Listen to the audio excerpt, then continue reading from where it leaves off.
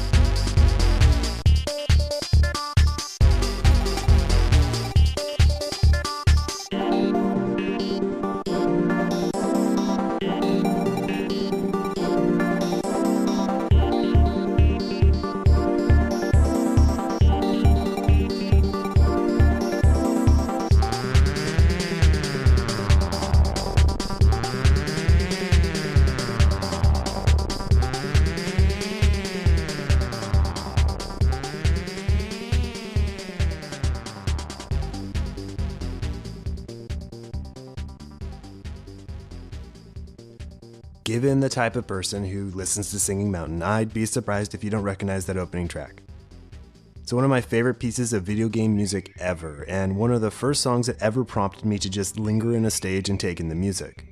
It is Disco Train from Donkey Kong Country 2, composed by David Wise.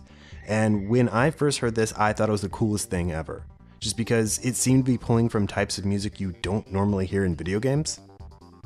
The context, if you don't know, were these stages where Diddy and Dixie are riding on roller coasters, but they're skull roller coasters, and you have to wonder what the business plan was for these amusement parks, since the tracks the cars are rolling on just stop and anyone riding would plummet to their death. But the stages were cool, and the music was just too perfect.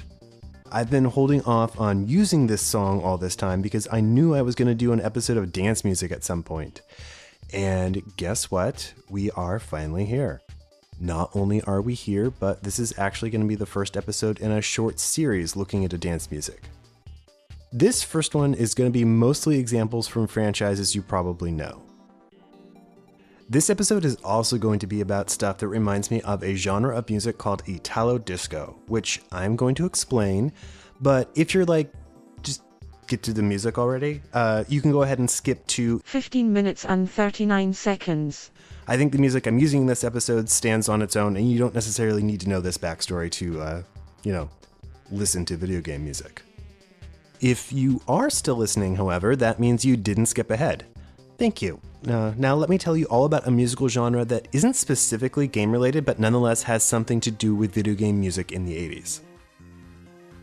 The first episode I'm calling Disco Night at Club Sugar. Club Sugar being the discotheque that appears in, I think, every entry in the WareWare games. It's the area associated with Jimmy T, the guy in the big blue afro who lives to dance and is carrying a torch for the age of disco.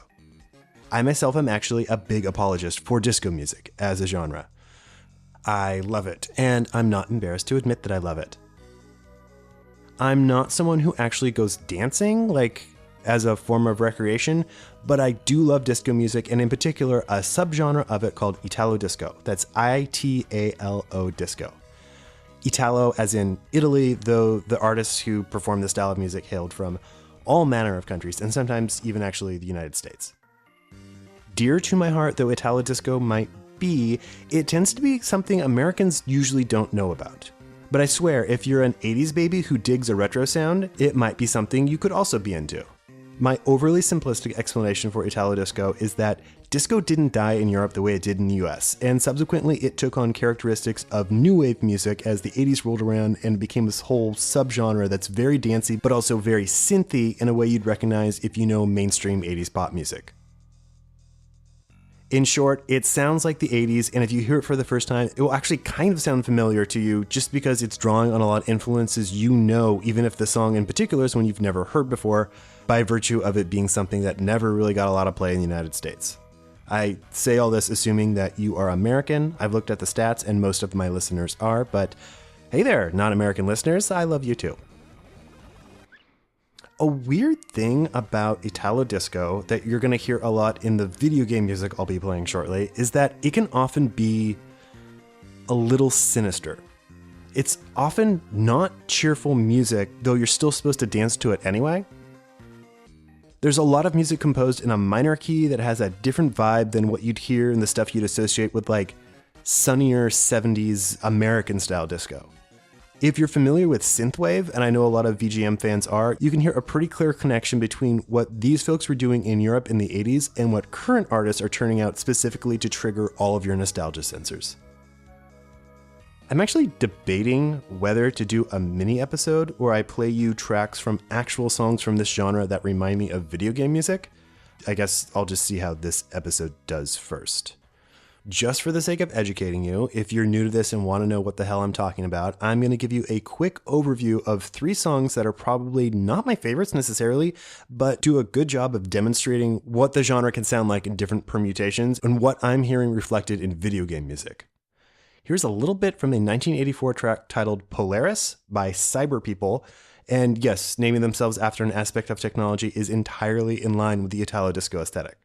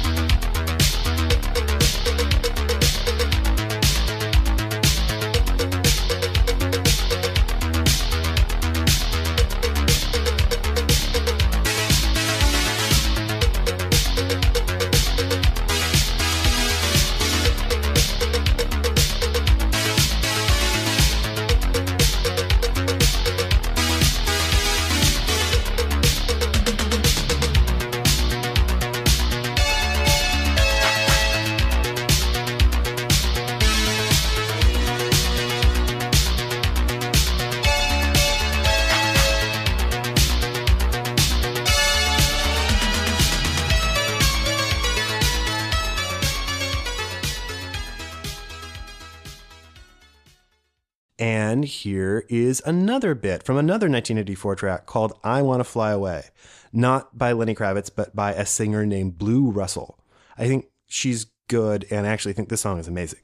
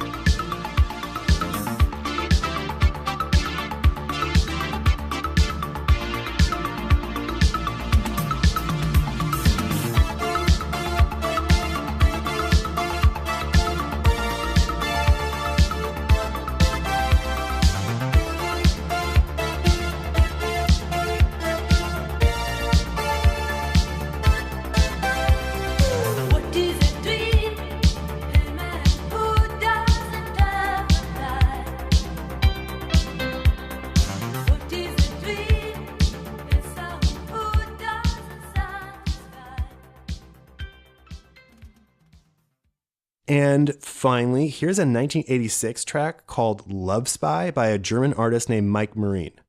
It's actually the cheesiest thing in the world, but if you just listen to the intro, it's actually pretty good in a VGM-ish way. And cheesy though the song might be, it's a good sampler of the kind of sounds that would get combined into an Italo disco song.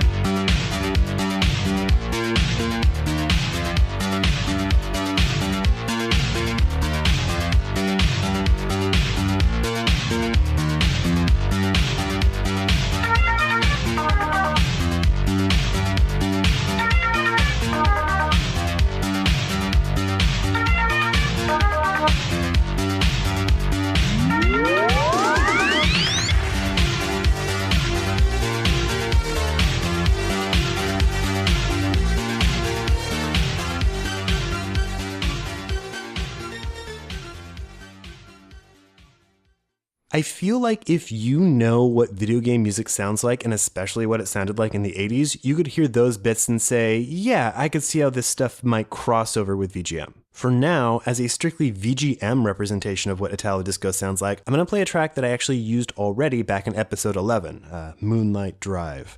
It's a variation on a theme that Barry Leitch composed for the Super NES game Top Gear, and it so perfectly encapsulates everything I like about the genre Italo Disco that when I listen to it, I kind of expect vocals to kick in at any point.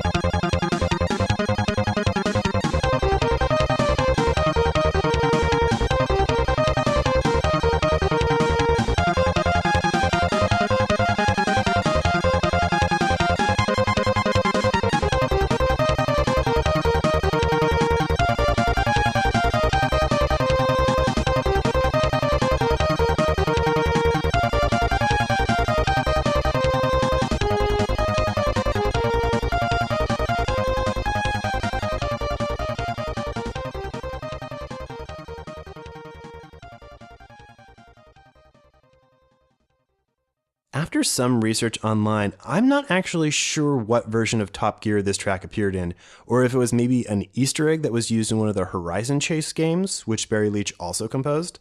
I actually asked Barry himself on Twitter, and he seemed to think it was from the Super NES era, but I've not actually been able to find this exact version on any official OST, but also those might be incomplete. So if you know, give me a heads up on Twitter.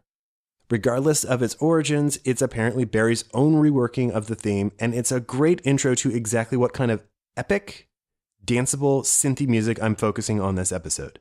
Some of the tracks you're going to hear in this episode will be very much in this style. Some of the tracks very close to this style. One of the reasons you're getting more than one dance episode is that my original list included a lot of stuff that, while good, was just, pulling from different genres, because I didn't actually set out to do an Italo Disco episode of my VGM podcast, because I kind of can't believe I'm doing this episode right now. But I decided that you're going to get this episode and then everything else in a second installment. If dancing music isn't your thing, sorry. But then again, everything I'll be playing in all of these episodes will also just be like really solid video game music. So, says me at least. Now, finally, the actual episode. First up is, of all things, a track from a Castlevania game, though maybe one of the least famous entries in the series.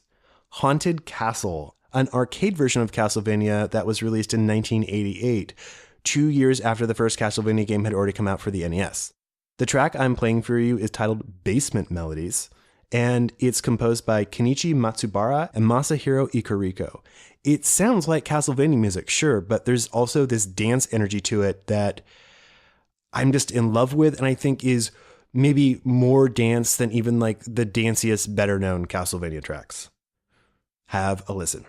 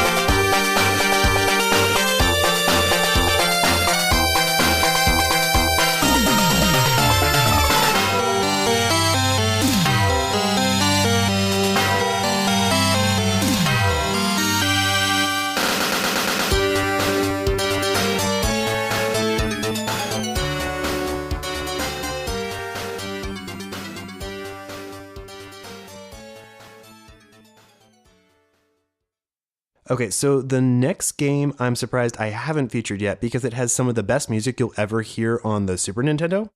You may not have actually heard of it, however, because the game itself is kind of sucky. It was a game I rented back in the day solely because it looked a little bit like Zelda and was released very early in the lifespan of the Super NES and was just there for lack of better options. The game is Lagoon. Again, I would not recommend playing it, but I would recommend listening to it. It's funny, but I don't feel like the music even really matches the mood of the game. Probably should have been used for a better game. The game was composed by Hideki Suzuki, and there's actually an episode of VG Empire that goes into this, but also about how he didn't really go on to do a whole lot after this, and that is our loss, because this game sounds amazing. The track you'll be hearing is titled Master of Water, and I think it sounds like a space dance party and not like, something from a Zelda wannabe, but you get to decide for yourself.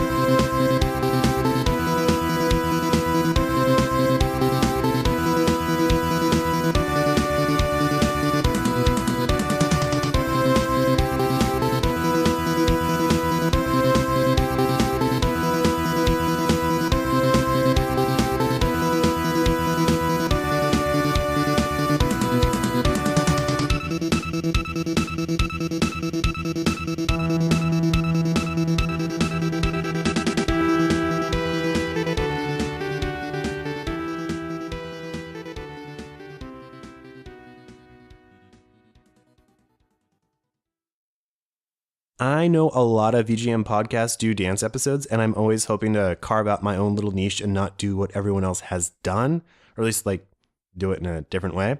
So sometimes I'll nix a track if I think it's been done to death. I did look at other shows' track listings for their dance music episodes, and sure enough, the Mercado brothers already got to the song I'm going to play for you next. I'm playing it anyway, just because I think it's a great example of how the action platformer sound from back in the day was very dancey, very Italo disco. The game is the original NES Ninja Gaiden. The title is Unbreakable Determination. It was composed by Keiji Yamagishi and Ryuichi Nitta, and I hope you can enjoy it without remembering how hard that first Ninja Gaiden game actually was. This song rocks. Have a listen.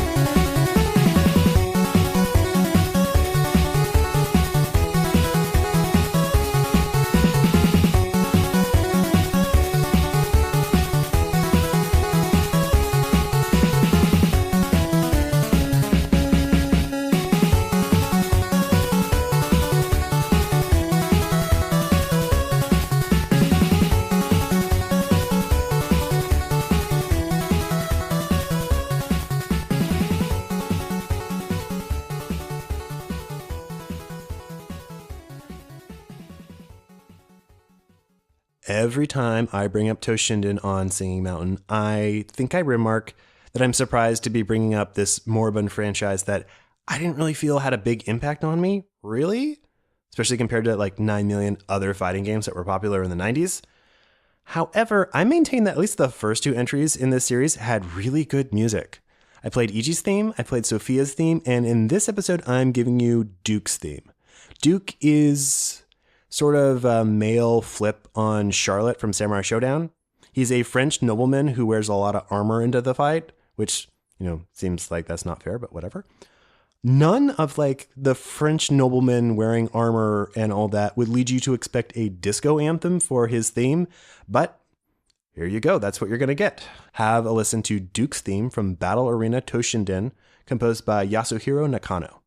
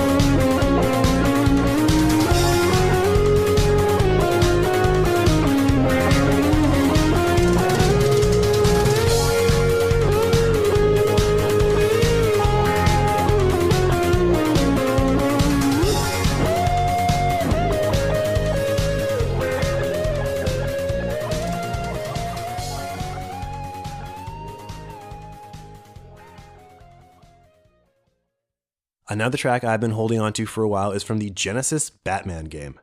That's Batman as in Michael Keaton, the first time around, just to give you a sense of when this game came out. I've not actually played this game, but I do know that the soundtrack by Naoki Kodaka, and I can give it the Singing Mountain seal of approval. The track I'm going to play for you is titled Special Levels, and I don't actually know if that means bonus levels or what, but I can tell you that I'm delighted at how far Kodaka was allowed to stray from the Danny Elfman score from the actual Batman movie. This is nowhere near that, and maybe better? Maybe? Sorry if you're listening, Danny Elfman.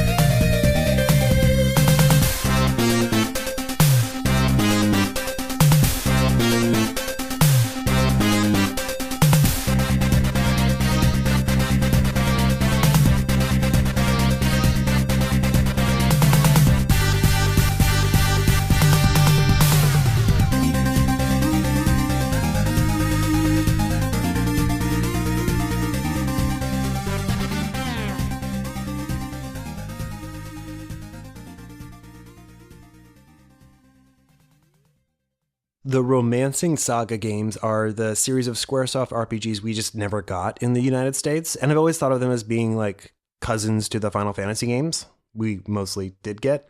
Romancing Saga 3 is a particularly gorgeous-looking Super Famicom game that I've played a bit of. It was a fan translation, and I did not get far enough to hear this track. The track is titled Trade.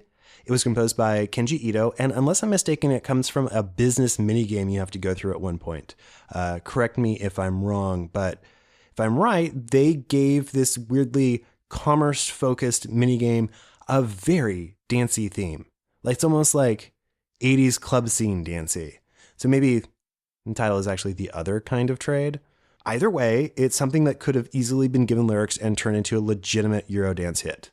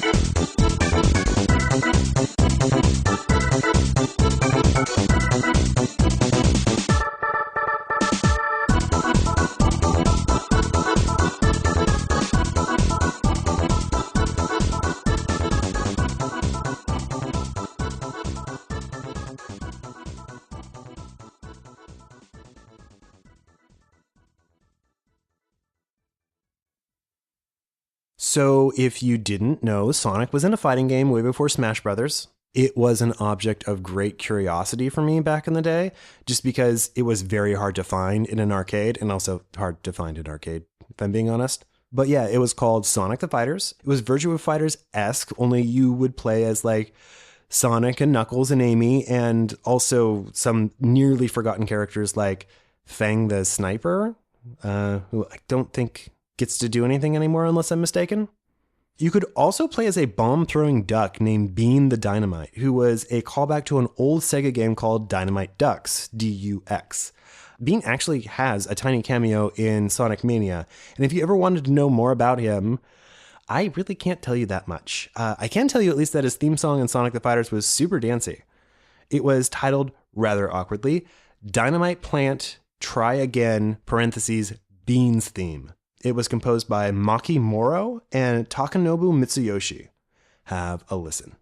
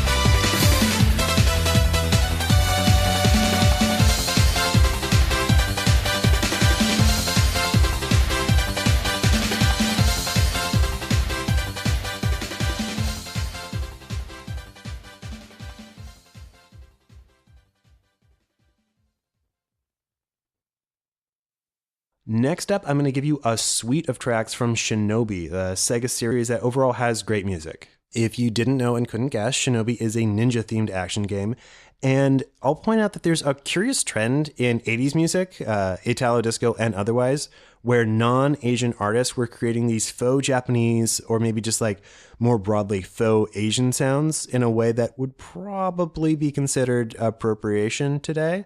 Have you ever heard the song Japanese Boy by Anika, which was one of the actual pop songs you could listen to in Grand Theft Auto Vice City? You kind of know what I'm talking about. Kind of awkward. These songs are not that, because being from Shinobi, they're all composed by actual Japanese artists, but the combo of Japanese sounds with 80s synth and somewhat of a dance beat reminds me a great deal of this other group of songs, these, fake Japanese songs. First up, I'm playing BGM 1 from the arcade version of Shinobi, composed by Yasuhiro Kawakami. Then it's Long Distance from Revenge of Shinobi from the Genesis, composed by Yuzo Koshiro. And then finally, it's Ida-ten from Shinobi 3, also for the Genesis, a game whose music is credited to Hirofumi Murasaki, Morihiki Akiyama, and Masayuki Nagao.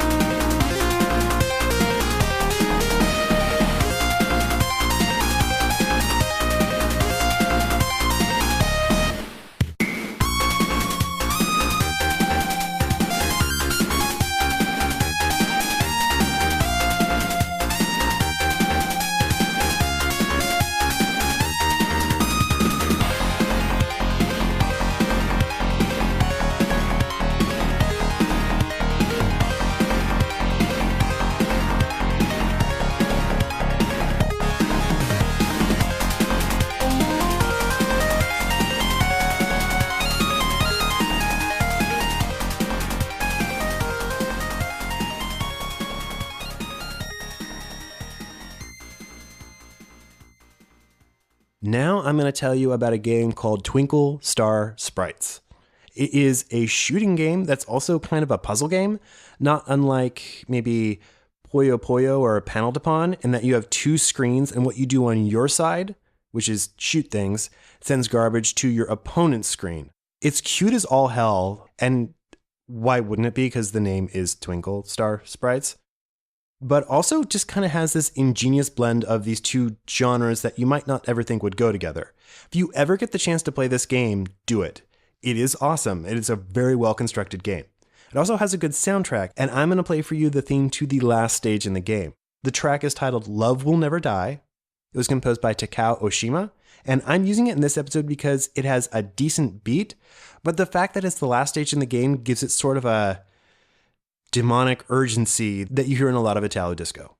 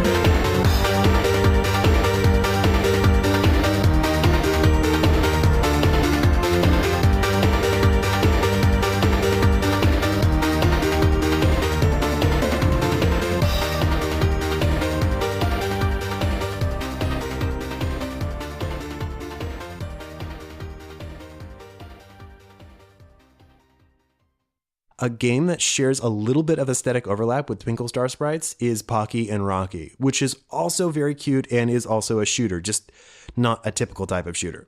I think I talked about it in episode 26, but again, if you don't know, Pocky and Rocky is a game where you either control a shrine maiden, that's Pocky, or a tanuki, Rocky, and you run around shooting waves of bad guys who are all based on Japanese mythology. Only Pocky shoots these little Shinto holy talismans, and Rocky shoots leaves. It's very cute, it's very appealing, it's very hard, if I remember correctly. And the track I'm going to play for you comes from, I think, the interstitial cutscenes you see between levels. It is titled Gorgonzola Goblins. Again, Gorgonzola Goblins. If that's not already a band name, I really think it should be. It was composed by Hiroyuki Iwatsuki, and this one totally nails the Italo disco thing I've been talking about, where the music is poppy and fast, but just a little spooky at the same time. I really love this track. I hope you do too.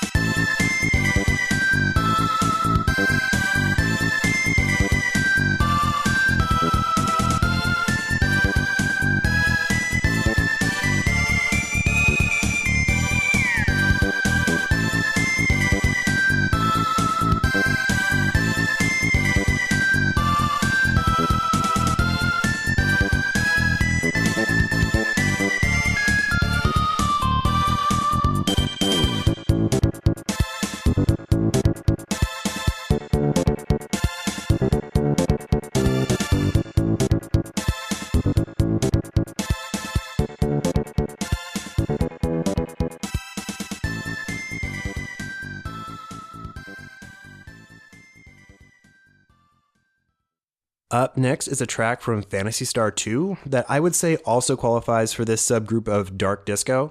It's maybe the biggest stretch of anything I'm putting in this episode, but I do love this track. It's a dungeon theme, unless I'm mistaken, and it ended up approximating Italo disco because it's got a beat, it's synthy as hell, and again, there's this sense of it being pretty far from cheerful, even though you could kind of dance to it. It's just a weird blend of things that you see in some video game music and some of this genre that I keep going on and on about. Have a listen to Under from Phantasy Star 2, composed by Tokuhiko Uwabo.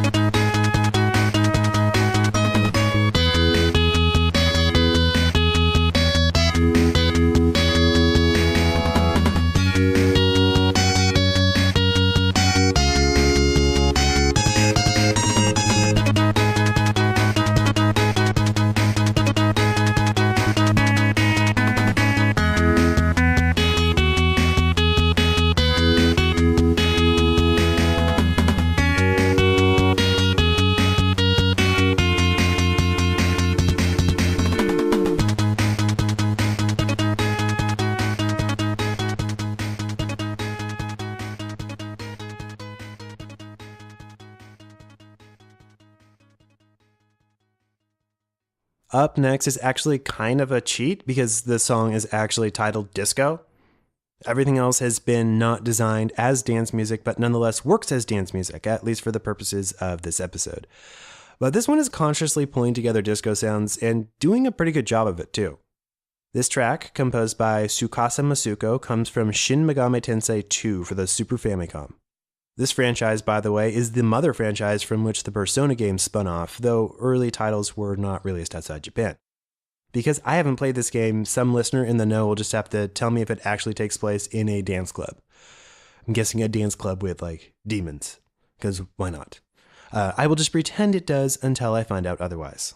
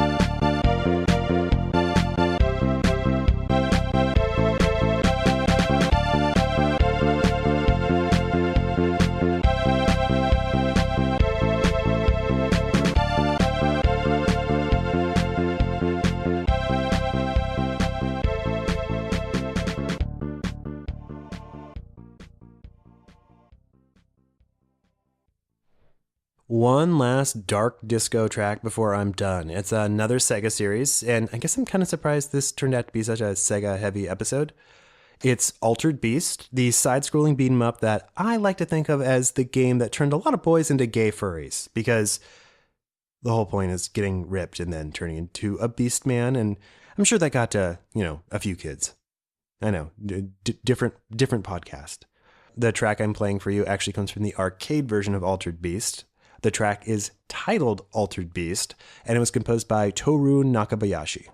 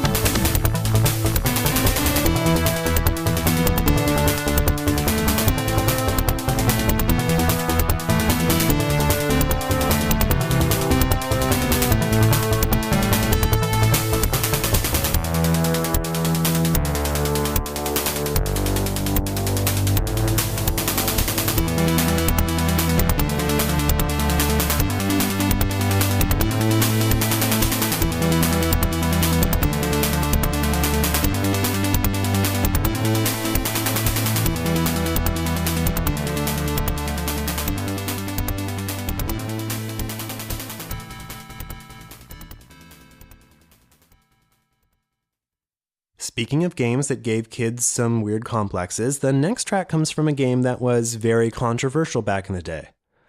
I speak, of course, of Dance Aerobics.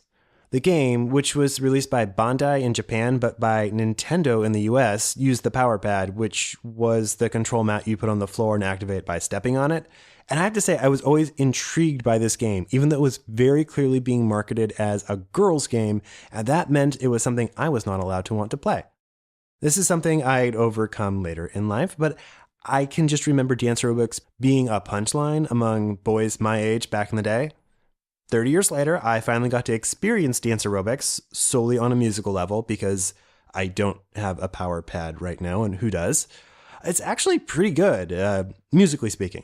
I'm kind of into the whole soundtrack, though I'm just playing one selection for you here. It's the theme to levels 5 and 6. It's not as, dippy and poppy as you might expect from something that got marketed as, a girly game for girls back in the day. It has a little edge to it, and I've got to say, in this one specific way, Dance Aerobics ended up exceeding my expectations.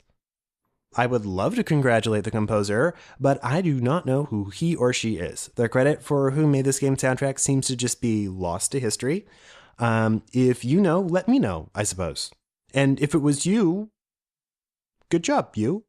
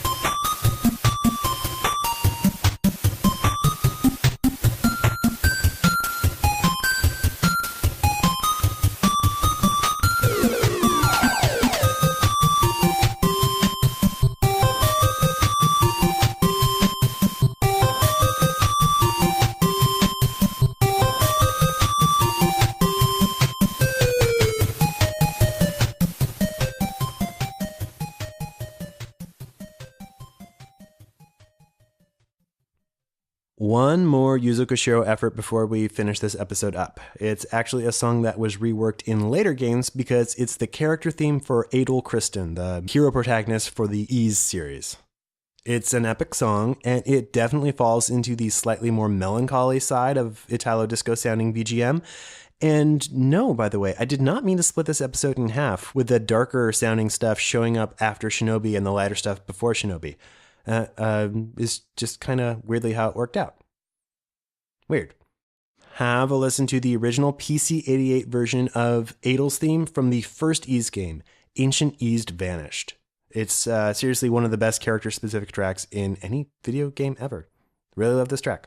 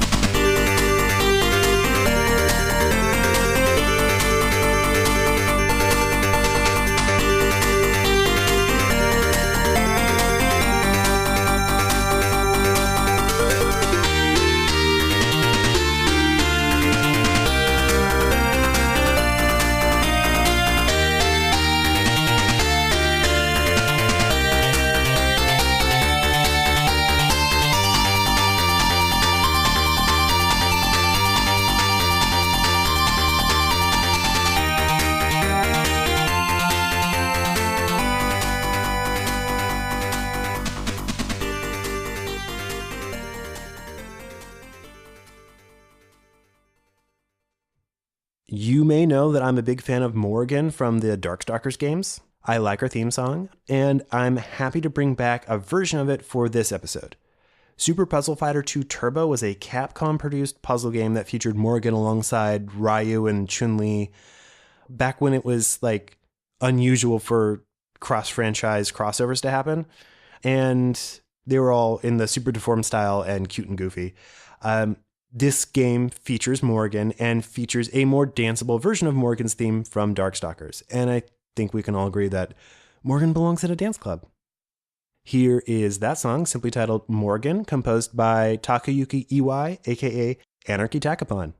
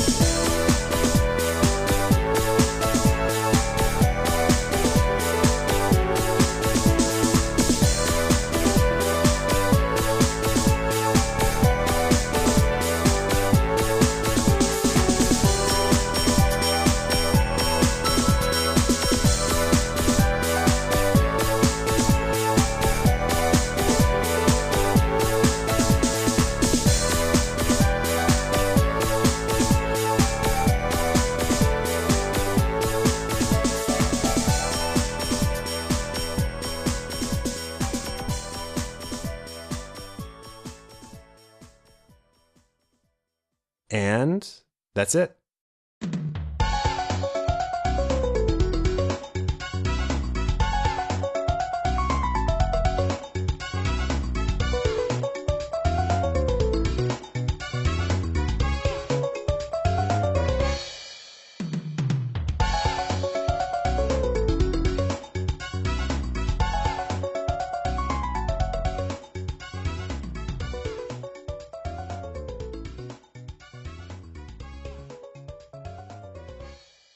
I want to thank you for indulging me on basically forcing you to listen to me talk about a genre of music that you may not care about, but hopefully you also thought I did a decent job of relating it to video game music, and my points maybe kind of made sense. Yeah.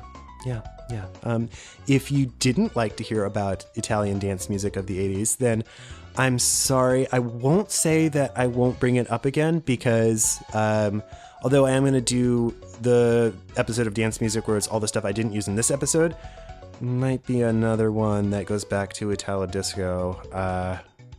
Yeah, we'll just see how this goes.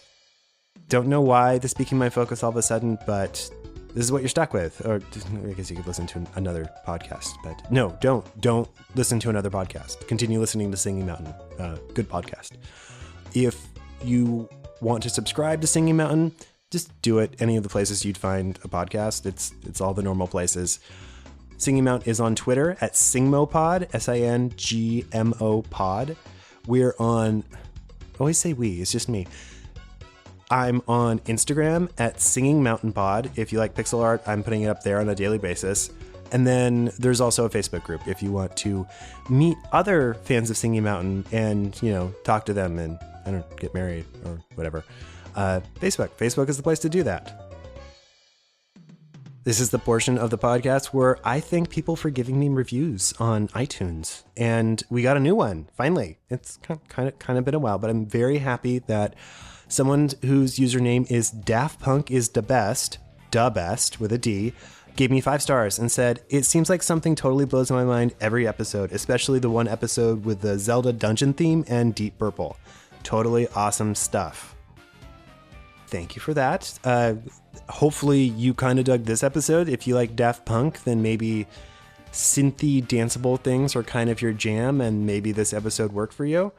If you want to hear about the whole Zelda Deep Purple connection, that's a shorter episode I did early on when I was still trying to figure out what Singing Mountain could be. It's episode 7. There is a connection between Legend of Zelda and the 70s rock band Deep Purple. Go back and listen to that episode if you want to know what Daft Punk is the best is talking about. Please give me a rate and review. Say something, I'll read your name out loud. You can even write something funny, and you'll basically force me to say it in a future episode if you put it in a review on someplace where I'm going to see it.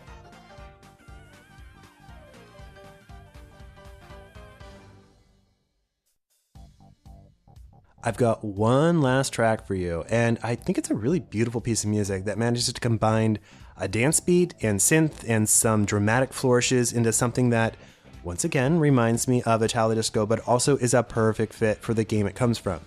Valis 2, which might be Valis 2. Actually, never really learned how to pronounce it. V-A-L-I-S. Valis? Valis? I'm going to say Valis. You may know Valis as the series with the anime girl with long legs who's swinging a sword around, which is basically how I knew it when I was a kid until I actually found out what it was about. That seems like I'm really underselling it, but that's honestly kind of a dead-on description. The track I'm going to play for you comes from Valis 2, and it is titled Sentimental Soldier. And again, if that is not already a band name, it really should be. It was composed by Masahiro Kajihara, and it just gives me a sense of triumph, 80s synthy neon triumph. Again, band name. But that's the note I wanted to end this episode on. Thank you for listening, and here is Sentimental Soldier. See ya.